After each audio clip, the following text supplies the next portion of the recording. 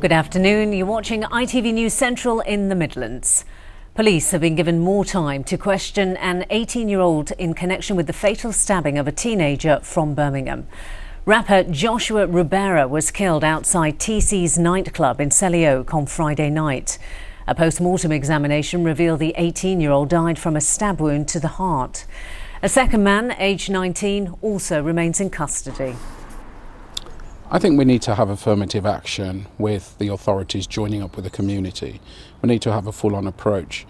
One of the things I've been talking about this morning is to have a citywide knife amnesty, but not just a knife amnesty.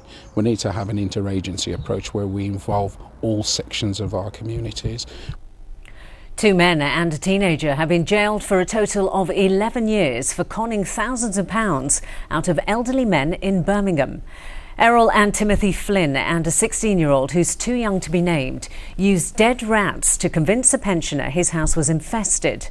At another address, they told a retired police officer his roof was infested with woodworm, then charged thousands of pounds to deal with the problems.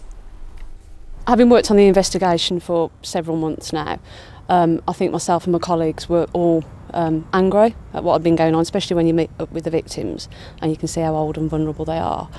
So we all felt quite angry, we were all determined to do what we did, and eventually we caught them. Satisfied that they've been caught, satisfied that they've been sentenced, and satisfied that they're in prison. Work to demolish a house where 6 children died at a house fire in Derby began today.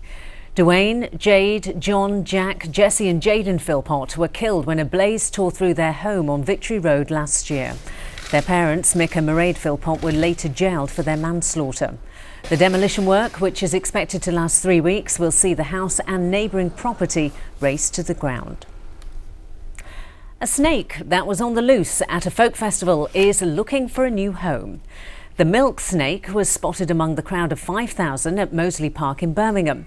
There were fears it was poisonous and the park would have to be evacuated. However, police called in an expert from a nearby reptile shop who confirmed it didn't pose a risk.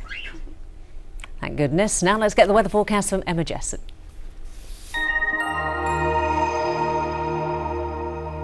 Hi there, hope your Monday is going well. High pressure in charge this week, but it's a cloudy high because it's an autumnal high. It's going to be mainly dry but still warm. We'll be chasing cloud around by day with some murky nights. Now then, as you can see, much of this morning we were blanketed by that cloud, low cloud, mist, a bit of a slow start to the day, but things are brightening up. It is sticking to quite a few parts of the region, probably more reluctant the further west you are to clear there, but 1 or 2 more favoured spots will brighten up, and where it does, temperatures will rise to 22, maybe 23 Celsius. Even in the cloud, it's not going to feel cold today with just light winds and mild overnight as well, with some mist and radiation fog forming. Look at those temperatures, 12, 13 Celsius, normally about 7 to 9 Celsius your lows. And then into tomorrow, again a slow start to the day, but that will lift later on, the cloud and the mist, and by the afternoon, bright and sunny. Bye-bye.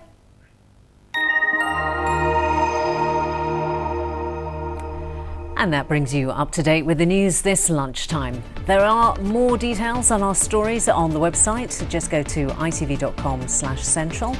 I'm back with Matt for ITV News Central at 6. Hope you can join us then. For now though, from the Lunchtime team, have a lovely afternoon. Bye-bye.